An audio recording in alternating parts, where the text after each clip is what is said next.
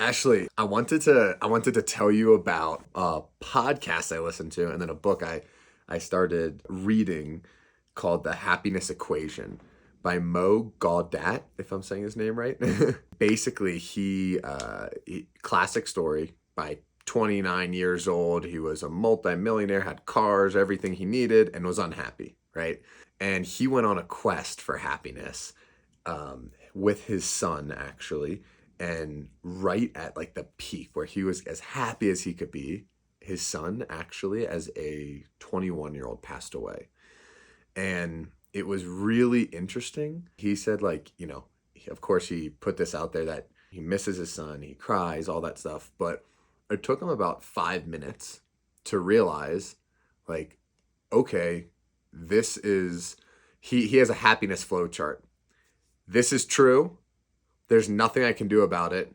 So can I accept it and make this useful? And I wanted to get Ashley your thoughts on that happiness flow chart. So if something happens that maybe knocks you out of your happiness zone, what do you think about those three questions in order? Is this true? Is there something I could do to fix it? And if not, can I accept it and use this information? Um, that's really interesting, Sean. Like, I agree. What's the name of the author again? Mo Gaudat, Gawdat. Mo Gaudet. So I agree totally with his definition of happiness, that happiness is that which doesn't pass away. And if an object is bringing our happiness and it goes, and we know that like we've misperceived what happiness is.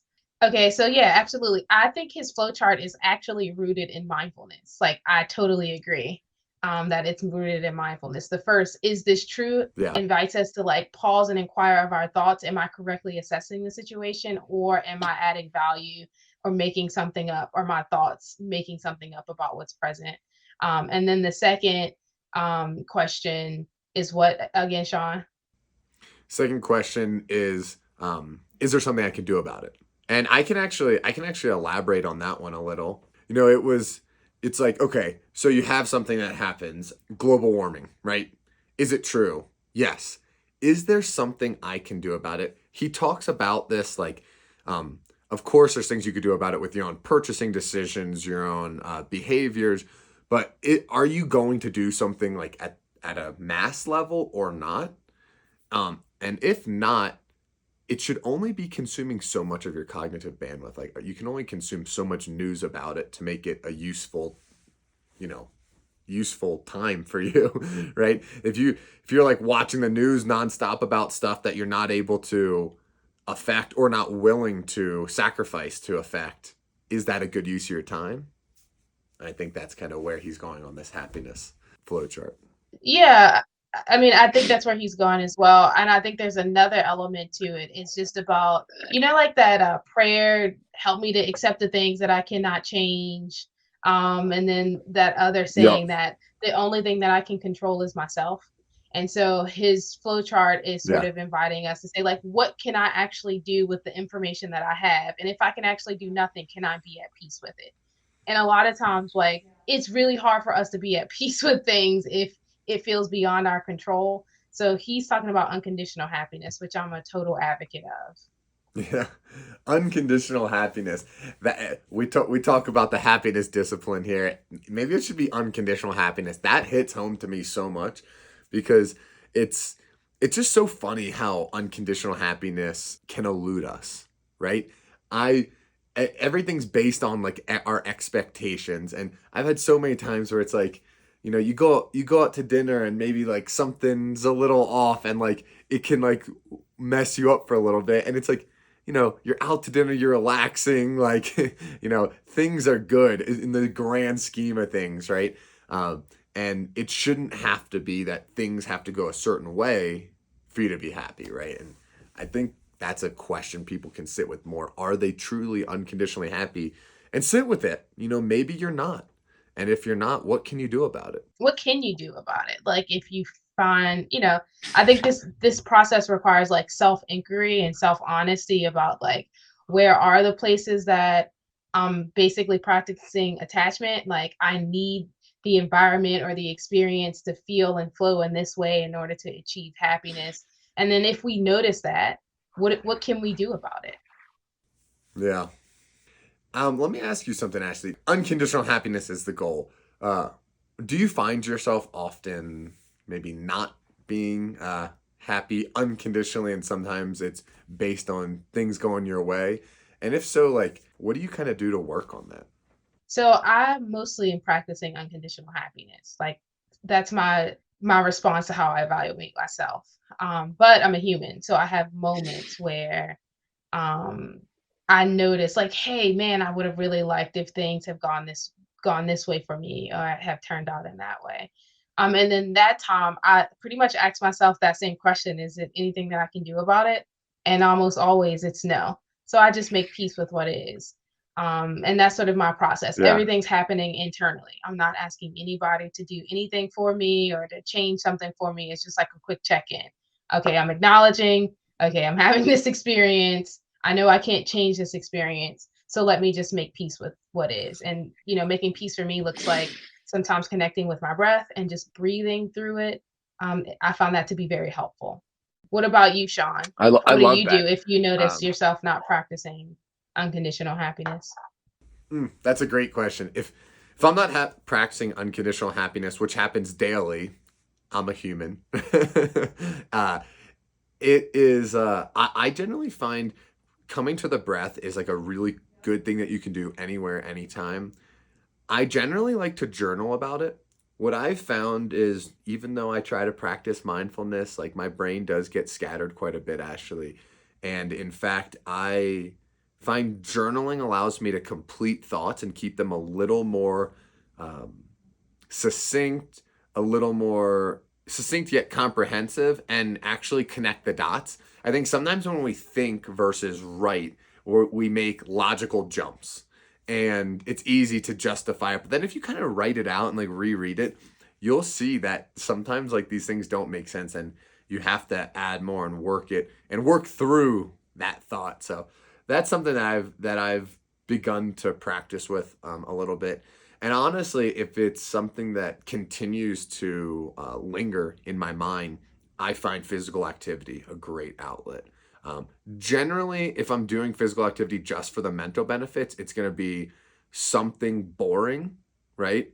And and what I mean by that is instead of like an intricate workout where I'm trying to work on mobility and range of motion and performance, it might just be like do 20 push-ups every minute for an hour, just like monotonous and boring.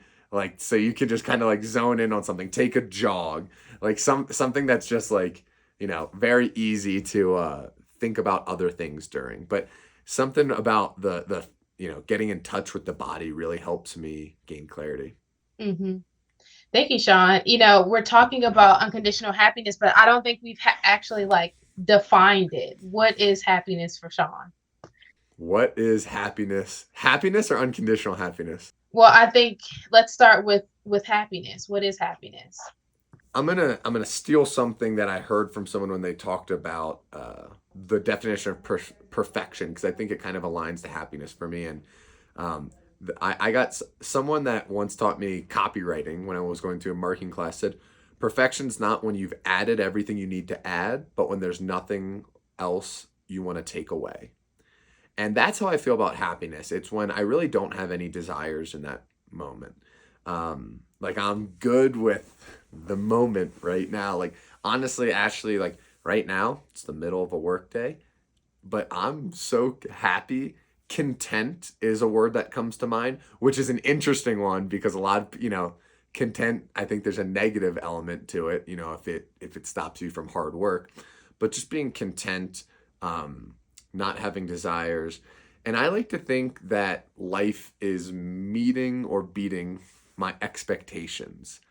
I found that to really be aligned with when I feel happy, which makes it pretty easy to be happy. Just manage your expectations.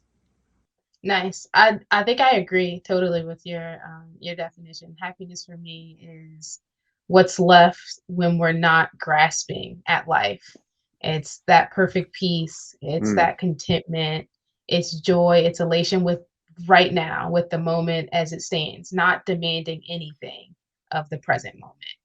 And I think also that happiness, which connects to the title, the happiness discipline, we recognize the happiness that's present through practice and through discipline. Um, and that is a sustained effort that requires a daily practice. I heard you mention journaling, I heard you mention physical activity. We've talked about mindfulness. I think it's so important for people to have a practice that they can engage with daily that helps to elevate their mindset as well as their spiritual perspective and their physical perspective, because that is what Mm. leads us to that recognition of the contentment, of the peace, of the joy that's right here with us always. Yeah. I really like that. I really like that, Ashley. Um, I would love to hear a little bit about why you think it's important to practice happiness. I know for a fact people that aren't as maybe obsessed with this topic as we are, uh, often find it a little weird to practice being happy. You just are happy. And I think they're right to a certain degree. But obviously, with us focusing on this, with having the happiness discipline, we think there's an element that needs to be practiced. And I can say that for both of us. I'd love to know why you think that. And if you want to get into how you do it, that's great. But I think more people talk about the how, right? Meditate, journal, exercise, cool. But why do you think that's so important to practice happiness? I don't know that we're necessarily practicing happiness so much as we're practicing techniques that help the brain identify what's already here. And I think that's why it's really important because there's like neuroscience behind this.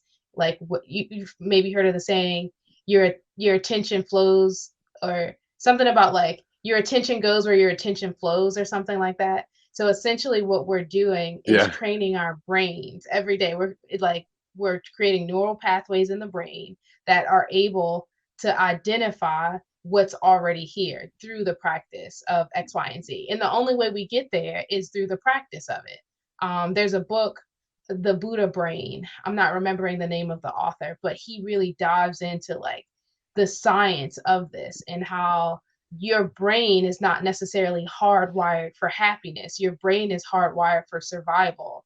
And so a lot of the times we're operating from that parasympathetic center, which is what causes us to not necessarily feel um, like calm or excitement or even happy. We feel stress. Yeah. It's causing stress hormones to flow through the body. And so through these practices that we've talked about, through the how, that's how we um, that's how we focus our bodies. That's how we focus our minds. That's how we focus our hearts. So I think that in order to live in happiness, to like really live unconditional happiness, you absolutely have to be disciplined about it. You absolutely have to focus on it because you're changing your brain, which is designed from the early time of man to be in a survival state, which is very important to be grounded and to be present into what they say is a thrival state. Yeah. I like that. A thrival state versus survival state. I think you really said it well, Ashley. I appreciate you sharing that. When I think about that, I start to also think about the reverse that you mentioned. So you mentioned there's neuroscience behind this, that there's the brain is malleable, right? We're creating new neurological connections. It's called synaptic pruning. That when we start to build these new habits, like things come together. Something I don't think people focus on is what you just said, right? We're meant, or we were, you know, over the last thousands of years, taught to survive, which is high stress. And when we're doing that without intentionally practicing the other, we're actually that neurology is working against us. We're building habits and strong neural pathways that are going to be, hey, more stress, focus on the negative, find the next threat and focus on it to keep yourself safe. We're really lucky. I don't think people realize how fortunate we are. We live in the 20th century, 21st century, where we're inside, safe, we're warm. There's an excess of food for most people. Um, if you're listening to this, You have technology and you're probably in the top 10% on the planet. We need to really, really dial in. This is a good way to put it, Ashley. You know how much I believe in physical training. My buddy has a shirt that says, "If you work out 1 hour a day, what do you do with the other 23 hours?" If you work out for an hour a day, but then you sit on the couch and you eat unhealthy all day, like Ashley, how many calls have we had where I'm stretching and walking around and moving the body? And it's the same thing. It's like you need to have your daily practices, but they're also foundations that are going to remind you that when we're on this call, like, hey, focus on the happiness, focus on how generous Ashley was to give up some of her time to have this chat with me today. Focus on how lucky we are that we have the technology to document and share it and all this stuff. So, you can see it's something passionate to me.